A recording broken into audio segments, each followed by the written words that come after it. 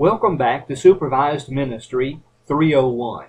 This is Steve Googe, and I'm delighted you've joined me again for this PowerPoint lecture. Today we will talk about finding placement and a field supervisor. I discovered this wonderful little book that deals with a field-based approach to theological field education or supervision, and I want to share some of the contents with you. This book, entitled Experiencing Ministry Supervision, is edited by William T. Powell and Mary Alice Seals. The chapter I will rely heavily upon today was written by Ronald Horniker. Now, we'll get started as we talk about what we will learn. During the course of this PowerPoint lecture, you will learn three things. First, the qualities of a good placement for supervised ministry. Second, the qualities of a good field supervisor. And third, your responsibility to find a ministry placement and field supervisor. You will want to select a place of ministry and a field supervisor that gives the greatest opportunity for learning and for ministry. There are several factors I want you to consider, but before we look at the qualities of good placement, let me remind you that it is your responsibility to enlist a field supervisor and a placement for service. One of the qualities of a good placement is that it harmonizes with your vocational intent. The ministry placement should be consistent with your sense of calling. A person planning to be a pastor should have an opportunity to participate in pastoral tasks and responsibilities. A church musician should be in a placement that involves leading a choir, planning and leading in worship. A youth pastor, for example, should seek a placement where there is ample opportunity to interact with youth in their varied interests and needs. So seek a place of service that enables you to seek first-hand experience with duties and responsibilities that grow out of your individual calling. Of course, the ideal setting is not always available. You may not be able to do everything you want, but you should choose a setting that allows you to do many of the tasks you see as a part of your calling. Here is another quality of good placement, and that is an opportunity to develop leadership. With a call to ministry, one is simultaneously called to be a leader, or at least you will be looked upon as a leader. Supervised ministry will give you an opportunity to develop your leadership abilities.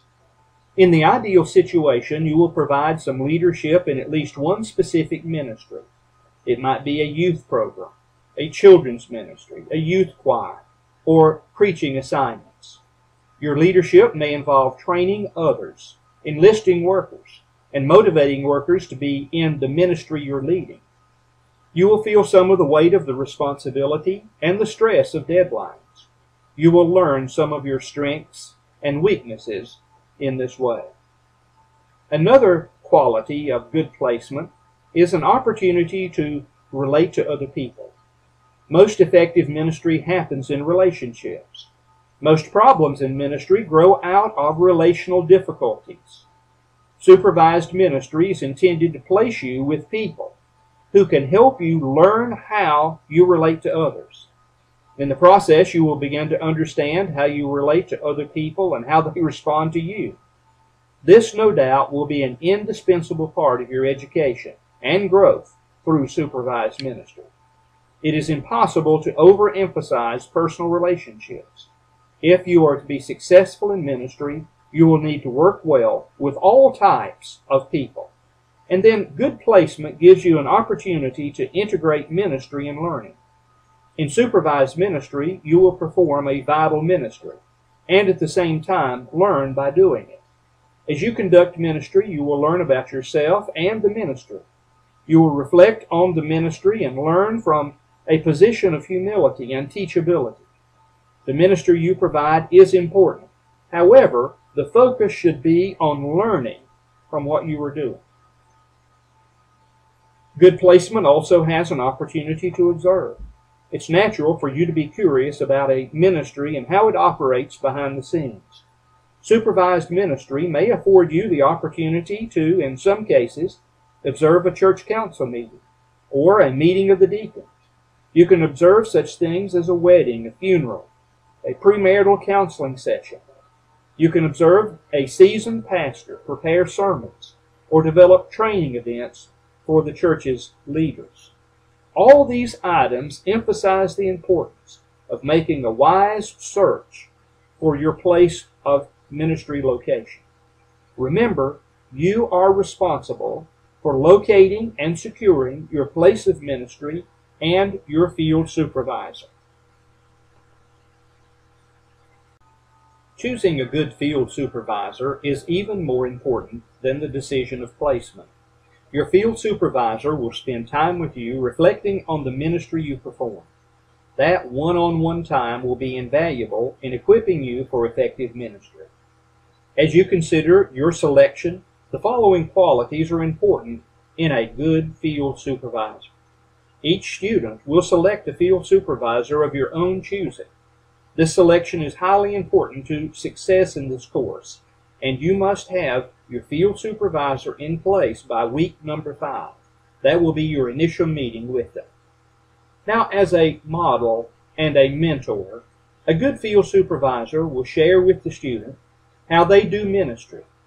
They will relate their philosophy of ministry, demonstrate how they handle conflict, personality differences, and multiple demands on their time. They will provide insight on how to effectively carry out ministry in a given context. The idea is to learn from the model, learn from the mentor, so that your practice of ministry is reinforced or perhaps altered or changed to a more effective way of providing ministry. A good field supervisor is available. This means that your field supervisor has time for you in terms of physical presence, emotional, and spiritual presence. You will meet with your supervisor for 5 one-hour meetings this quarter. If you have good chemistry with your mentor, then it would be advisable to continue your supervisory relationship with him through Supervised Ministry 302. You will want to observe how your mentor does ministry. You will discuss written assignments, which include case studies and ministry log reports. He will also evaluate your efforts in this course and contribute to the final grade you are awarded. A good field supervisor also is a skilled supervisor. The best supervisors are those who have personally been supervised. They may or may not have experienced formal training and supervision, but they need to have the ability to supervise your work.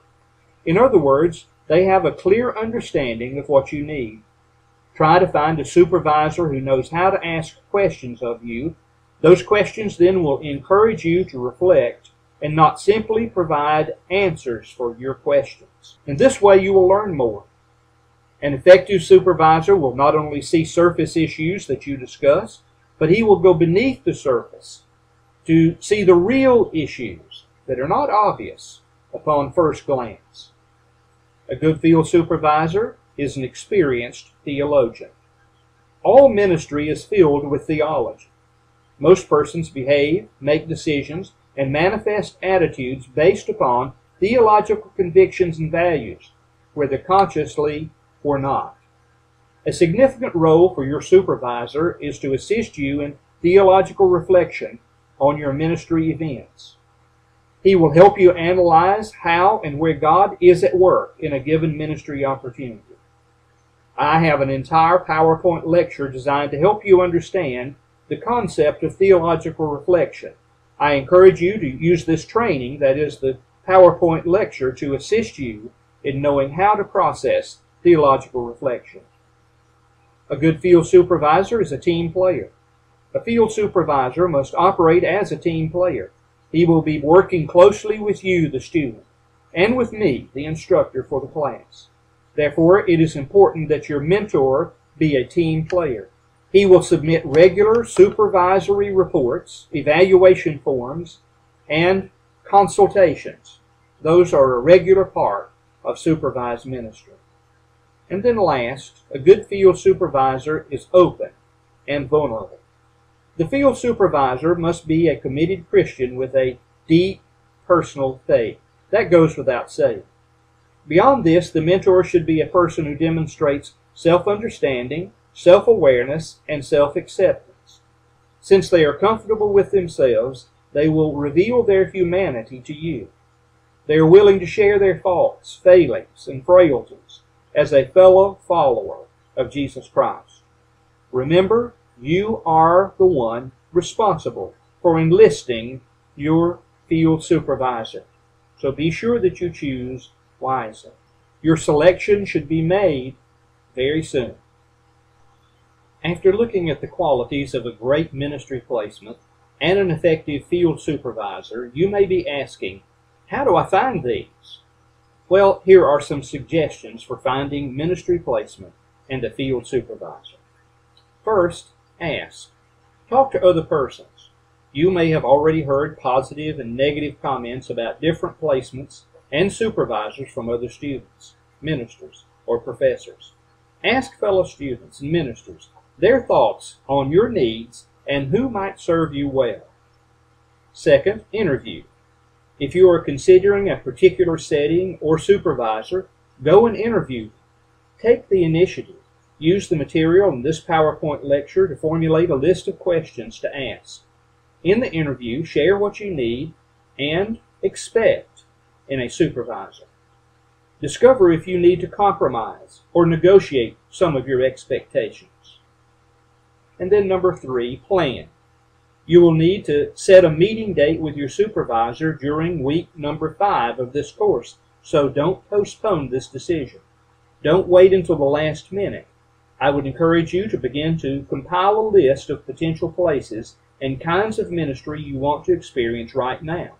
With this list, you can begin to contact potential placement sites and supervisors if you're not already in a place of service. In this way, if your first choice is not available, you can go to your second choice, and so on, until you reach an agreeable decision. And then, observe. Visit the ministry setting.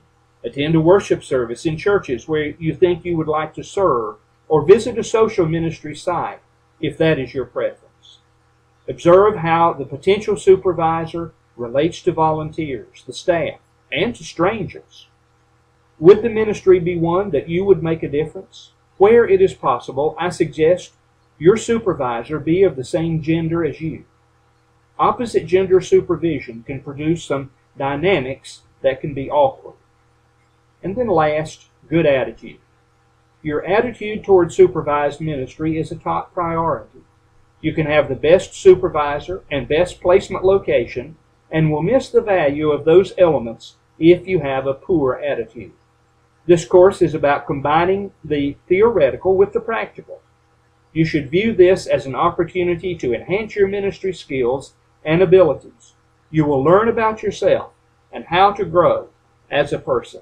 Good luck in selecting your placement and your field supervisor. Give it much prayer, and God will provide the direction and the person and the place.